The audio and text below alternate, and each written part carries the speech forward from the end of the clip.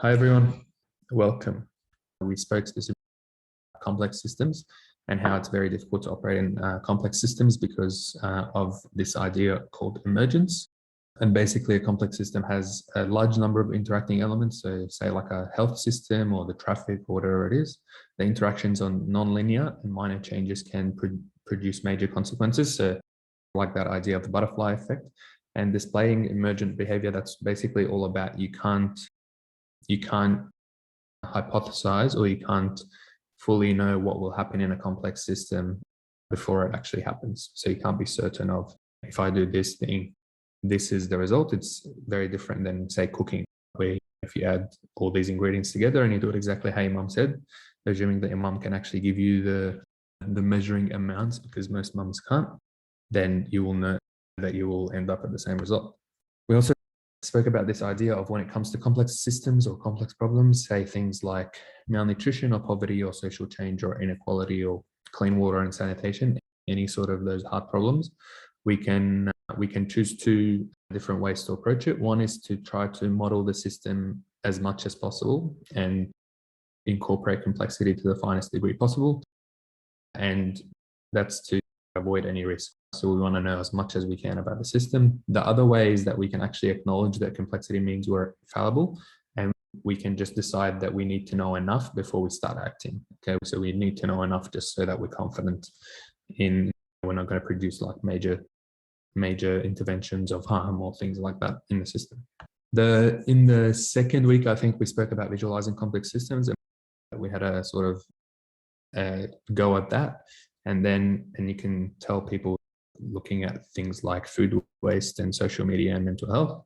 And then in last week, we spoke about the idea of leverages. And we spoke about this idea of when you're intervening in a complex system, you can choose different types of interventions to activate different parts of the system that will help the system change itself. So we spoke about a few different types. So we spoke about a leverage point, for example, that's frozen. You're dealing with an organization or a part of the system that people are just set in their ways. We spoke about other parts of the system, for example, and you can see this a lot with sort of the protests even happening with COVID and things like that now, in terms of this idea of blocked energy, where people want change, but something is blocking it. And it might be the government, it might be the current rules, it might be how the current system is operating. We also spoke about bright spots, the idea of looking to other examples of interventions that have achieved a lot more success than the rest, looking at those exemplars and trying to learn from them. We also spoke about the idea of a mixed bag leverage point, which basically means that the intervention that you do could end up with a good result or a really bad result. It really depends. And then the last one is that idea of a ripple effect, again, similar to the butterfly effect, where when you change a part of the system, that has ripple effects across the system. I know that's a lot to cover in 5 minutes, but does anyone have any questions so far about what we covered the past 3 weeks? Any thoughts or reflections about what you learned if you were here last week? So I have a question. Could you please explain more about ripple effects, the last one? Yeah, of course. So for example, ripple effect, let me just think of an example. Okay, all right. Let's think about this, right? COVID's like very much a hot topic right now. So in Australia, we're seeing the ripple effects of government deciding to tell businesses it might be a good idea to tell their workers to get vaccinated. So for example, Qantas is an airline. Qantas decided that all their employees have to get vaccinated. It's like one of the biggest employers in Australia. And then what happens next is construction last week decided that it's going to tell their employees to get vaccinated. And so last week there was massive protests around people don't want to get vaccinated in order to access work. So I want to work, but I don't want to get vaccinated.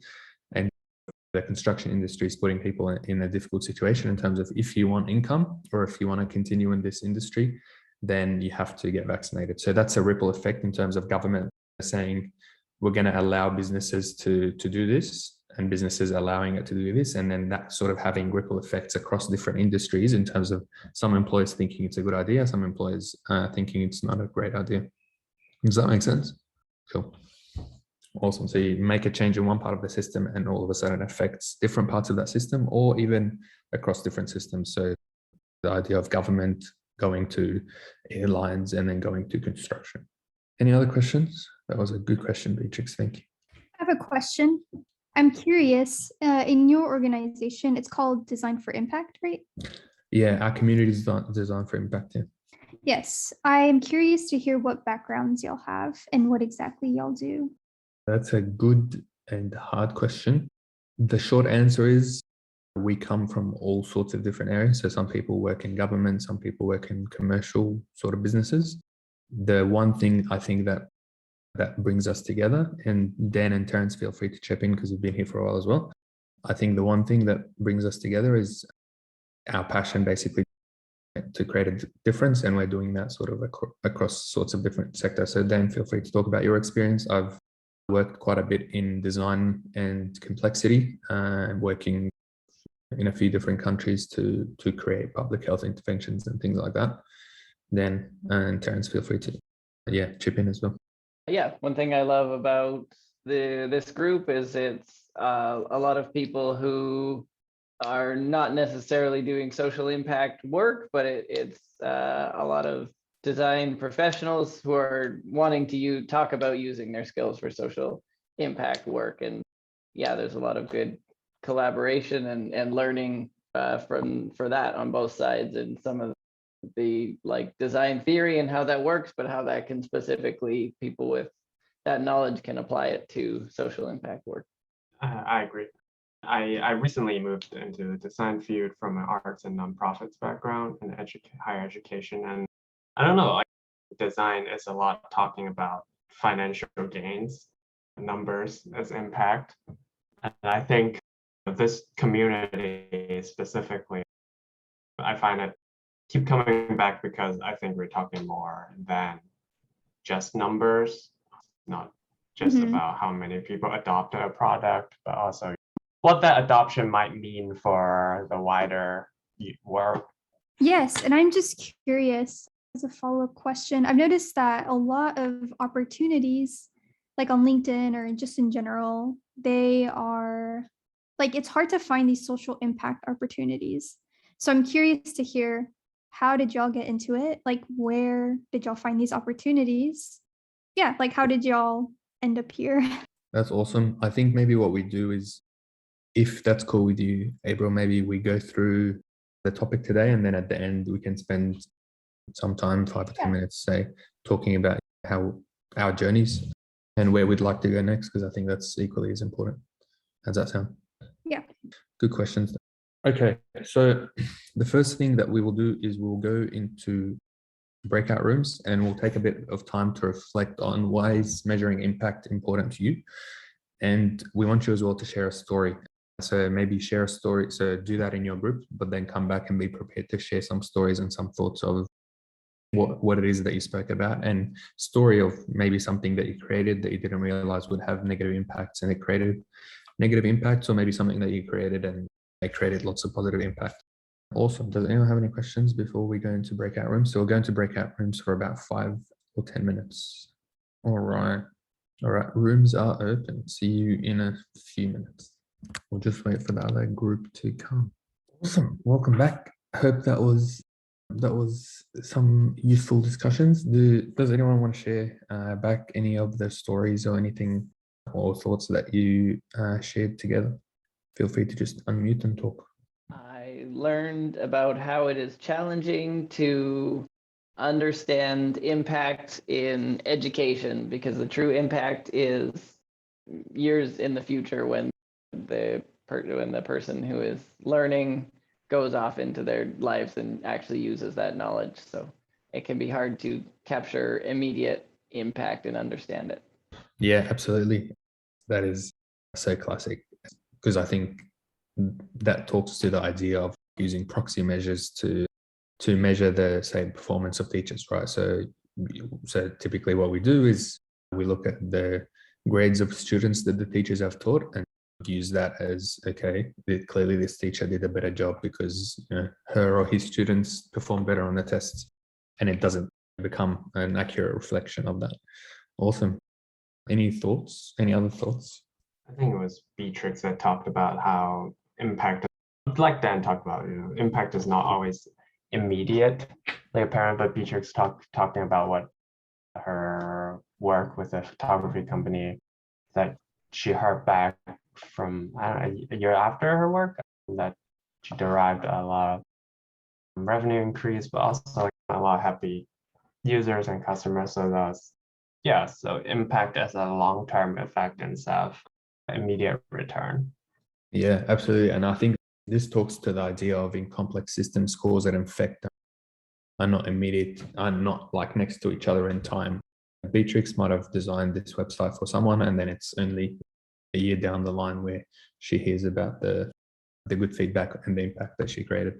Awesome. So this is, I think you can read this story. It's a story by this guy called Toby Lowe, who was running an arts organization in Newcastle in England. And basically the local council asked them, to do an outcomes-based accountability approach. And at the time they were dealing with people who were incarcerated or previously incarcerated and came out of jail. And his boss actually asked him to give him some figures to say that those conversations with people who had gone to jail reduced their risk of going back to jail.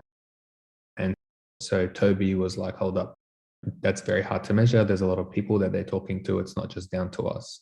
And he refused to actually give him that data. And it's similar, right? Like, for example, if a teacher is getting measured on their students' grades, then maybe they'll mark them a bit easier, because then their performance will be seen as higher.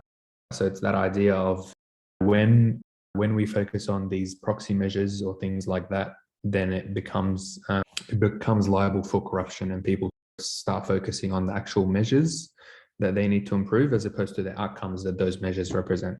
Congratulations. Great news. You've just been hired to manage your first social change agency, tackling whatever problem that you want to tackle. So you can choose malnutrition, clean water, and sanitation, or something else. Just choose it quickly. And so we'll go out again into breakout rooms, and we want you to create a list of targets that you want to achieve and think about how you will measure those targets. Okay. And for example, I might say, okay, my group is focused on malnutrition. We will measure how many people we help. We will look at their body mass index, for example, to see if it's increasing as a result of our work. And we will look at how much our staff love our services. For example, our staff satisfaction, how satisfied our staff, and maybe we look also at how satisfied people are with our service, with the services that we're providing in terms of helping them out of malnutrition. Cool. Any questions about that? So feel free to write what it is what the social change agency is targeting, what your social change agency is targeting that you're heading up, write a list of targets, and then write as well different ways that you will measure them. So I'll go for 10 minutes for this one. Any questions? All right, rooms are open. See you in 10 minutes. Hello. Fun. You got to tell lots of people what to do. I think it's more collaborative. It's what all leaders say. It's collaborative. It's just my voice counts more than you. Hello, welcome back.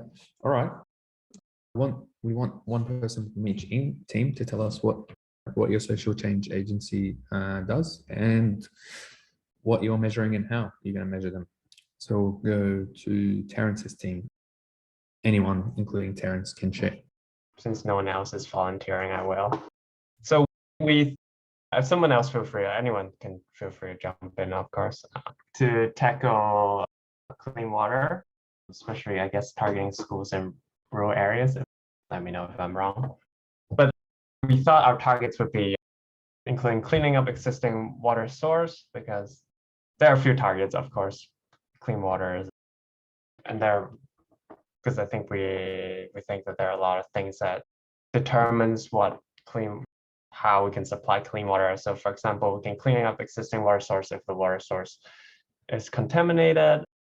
We can research to understand the difficulties as to the access to clean water, why it's maybe harder for some people.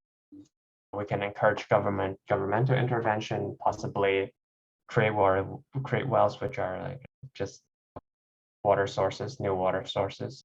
Education on water sanitation, what does that mean? Maybe boiling water will give you cleaner water, filtration, some sort of cheap filtration system that can be implemented, or some better targets are like, maybe not better, but for long-term wise, what is sustainable clean water for the community? so that it doesn't just last as long as the intervention lasts. Or maybe there are classes as to what educational water on clean water and how to create water filters at home. And yeah, and our measurements we thought to long-term wise, maybe not long-term, but also short-term to less illnesses, specifically waterborne illnesses, but also illnesses that's relating to water or yeah. Awesome. And then and since it's a school, so maybe we want to see if student attendance has gone up, because if they are not sick, they can go to school, or if their parents are not sick, they can help with that. The financial burden of clean water, do they have to pay? Can they still get clean water without paying too much? The access to clean water, that's always good. How many new water sources are there water sources available to them that they can create, they can maintain themselves, and how many of these new water or clean water source they have available to them. Yeah. Awesome. That's very good. That's very comprehensive. Sounds like it was a busy day. All right. Dan, what did you focus on? Maya, feel free to unmute. Yeah, I think Dan can share more and then I'll chime in. Okay. We focused on protecting biodiversity on the west coast of Canada and preventing trees from being cut down. We talked about measuring specifically the land, the trees that are protected in two categories, trees that are like permanently protected and park creation, and also trees that are temporarily protected. And another part of that is returning land and land stewardship to Indigenous people of the area.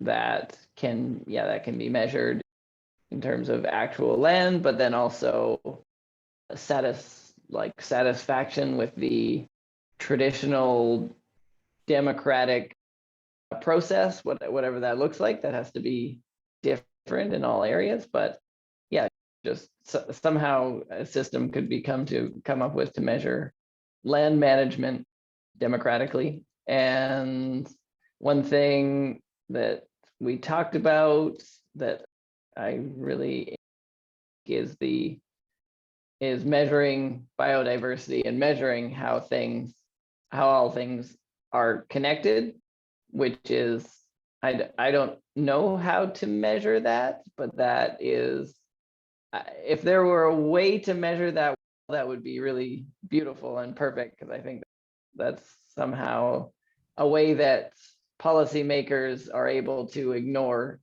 biodiversity is because of its complexity. Yeah, not having like a one single measure to be like, your biodiversity decreased this year. So no one's ever going to come and say that to you yet.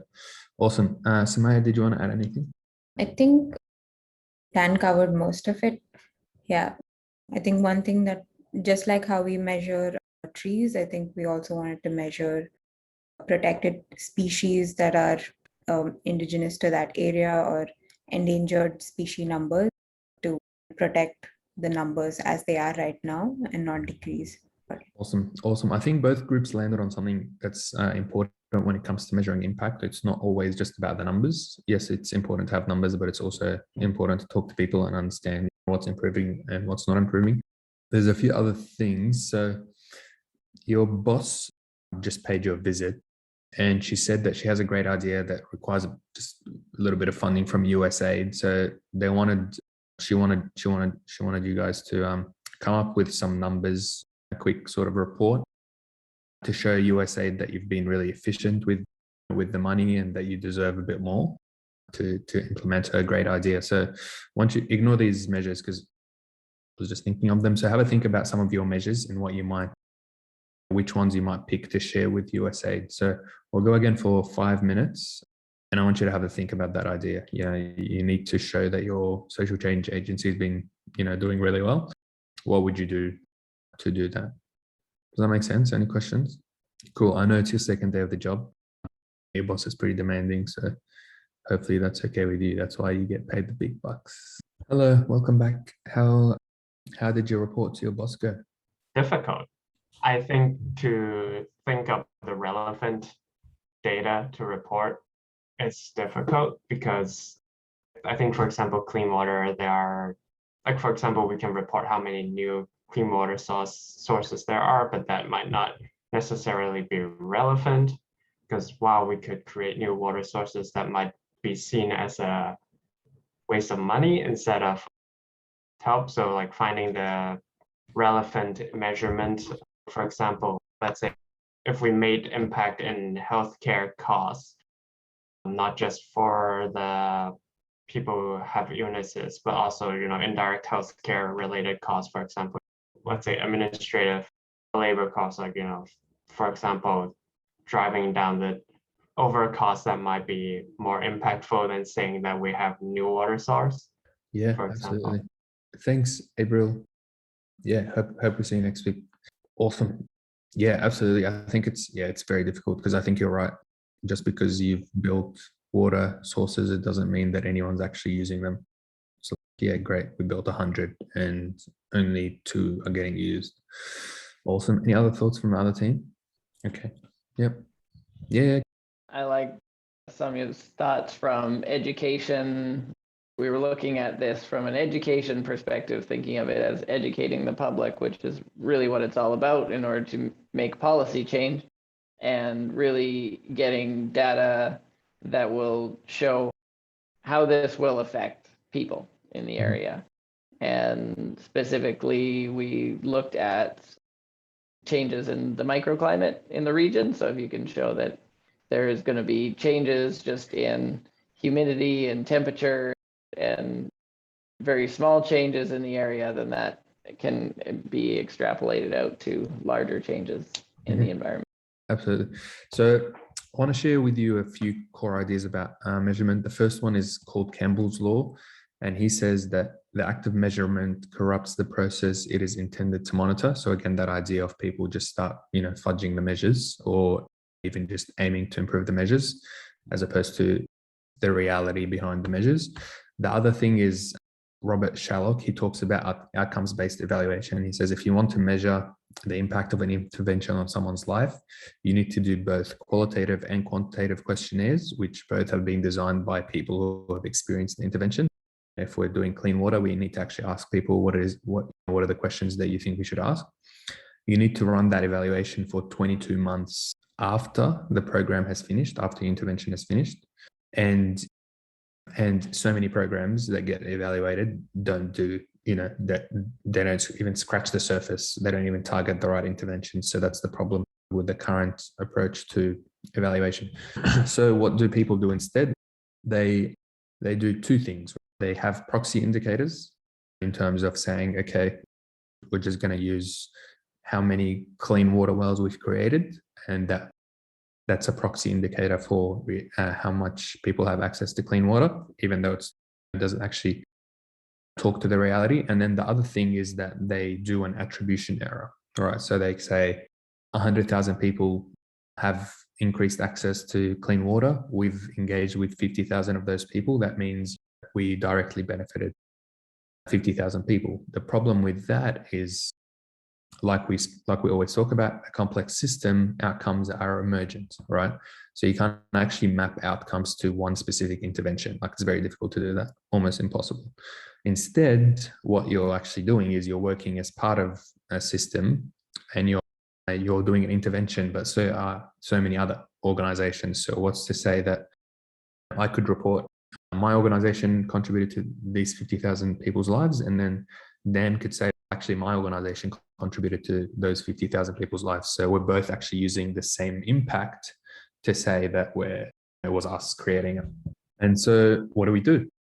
Because this is actually a problem, because so much funding gets allocated to issues like that and agencies like this in order to actually tackle the problem that they said that they've been tackling. The first thing is measuring change in complex systems is less about indicators and using those proxy indicators. It's about actually understanding the relationships, how the relationships and this health of the system is changing. Okay, so it's about listening, learning, collaborating, and adapting. And that's why we talk about qualitative research being super important, right? Because it's very difficult to say, oh, our time to customer has reduced, our time to serve the customer has reduced. What does that mean? We only really understand what that means actually by talking to the people that are serving the customer and saying, okay, what happened? How did we reduce the numbers? Are we talking to the other teams more closely? Did we set up daily meetings? Whatever it is. So you're actually using the qualitative research to understand what's happening behind the scenes that you're not seeing. The second thing that we need to keep in mind is we often focus measures on the events that happen, okay? But I think the iceberg model that we've covered a few times before talks about how, yes, events are important, but there are a lot of things under the surface that lead up to those events. So things like patterns and trends, things like underlying structures, and things like mental models, okay? And even though those are very difficult to assess quantitatively, they're actually a little bit easier to assess qualitatively. So by talking to people, we can start to understand what is the story that's happening behind these numbers and not just rely on a number. Now, I'm not saying that numbers are bad. Numbers are actually absolutely important, but it's important to use those numbers to tell a story of the impact and to look at your impact, not just as our impact, the group of 5 of us, but it's also the impact of how our community, for example, is interacting with the lots of other communities and lots of other organizations. Any questions or any challenges to that? Feel free to share your thoughts and reflections. So let's say in this instance, for example, we are trying to secure funding from USAID, clean water. How would we report it qualitatively, right? Mm-hmm. Since that doesn't necessarily, it does speak to impact, but it doesn't, it's a harder sell, right? Let's say, to be crass. Yeah, absolutely. Yeah. This person said this, so therefore we've improved the system. Yeah, absolutely. So there's this idea called developmental evaluation.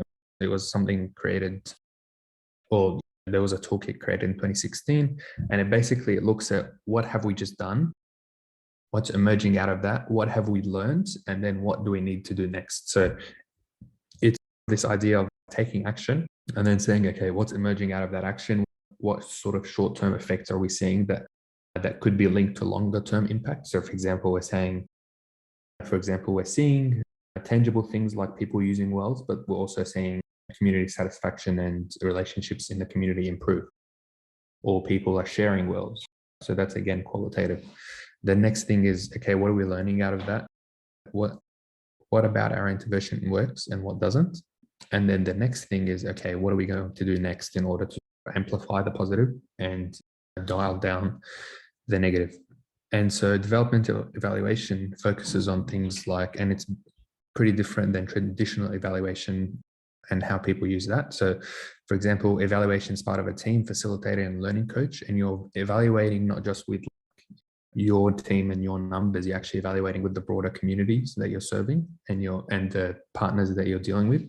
And you want to capture system dynamics, interdependencies, and emergent interconnections. So actually, as you're intervening in those systems, what you're trying to do is trying to understand the system a bit more by seeing what happened in the system when you've done that intervention. So it's not just, great, that intervention worked, let's try another one. It's like, okay, that intervention worked. What does that tell us about the system? How can we shift our mental model, or how we see the system, or how we deal with the system as a result of that learning?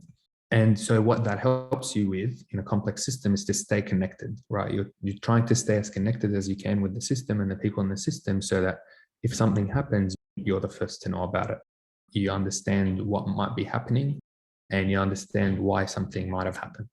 And so the aim of this really is to produce context-specific understanding. So you're not trying to generalize the learnings to other systems. You're actually trying to say, okay, well, we're dealing with clean water and sanitation in this area of Africa or in this country. Okay, great. What do we know about this area? And not trying to make assumptions about what we learned now applies to South America, because it doesn't, as we know, in complexes.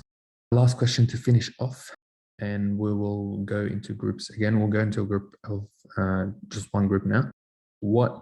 How might this way of thinking about evaluation and impact make a difference to you and to your work and how you understand your impact? So that's what we're going to do now.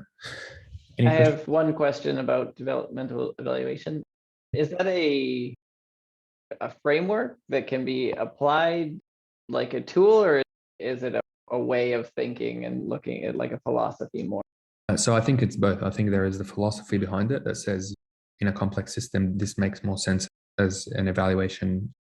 But then there is also like underlying, here's some questions that you could ask. And I think it's very context specific. Yes, these are like recipes, like my wife always does. She never like follows the recipe exactly. She's like, okay, well, this is great as a starting point. Here's more things to add. And I think that's the same with developmental evaluation. After this chat, I can send you the link to the toolkit. And so you can have a look at, how they applied it and what they learned. All right. Thank The you. room is open. We're almost finished, just 5 more minutes. Seeing some smiles, which is good. Any quick reflections? This is great. This is the moneymaker at the end of the day, sadly. Moneymaker, and also the thing that gets people on board and passionate about it. Wait, tell me more. What do you mean? Just being able to measure impact is often how I've gotten funding, and also, how to get people on board and interested in volunteering and working. Yeah, absolutely. It's a big deal. I think not just, like you say, they're not just for funding, but also for, that's my dog. He thinks the same thing. Where so, okay, I banged the table. Still not working. You put a dog up on screen, he doesn't like it. Yeah, it's that. Maybe if I change the screen. Okay, he came. Okay, sorry, my bad. The postman has left. I think he understands that now.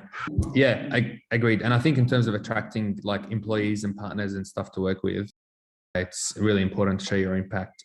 And I think a lot of times people just show that impact by, again, using proxy measures and things like that, as opposed to getting all that information, but sharing it in terms of a story and actually listening to people on how their lives have changed. Awesome. Any other thoughts before we do a quick reflection? I know we're a bit over time. Sorry about that. No, all good. Okay, cool. Awesome. So lastly, in the Miro, we do this every time and hopefully we're improving each time. So last thing is we'd love your thoughts. So there is, what other things are appreciated? What's one thing we can improve or add, rating out of 10, and then what would make it a 10 for you next time? So it's the blue one down the bottom. Hopefully that's easy for you to spot, and feel free to unmute as well. Yeah. Oh, do you not have access to the Miro board? Okay, you can just share your feedback out loud. You don't need to go there, or you can type it in the chat as well if you want. Feel free to do that. And I just posted a link as well in the Slack, in the chat, to our Slack channel if you want to join us.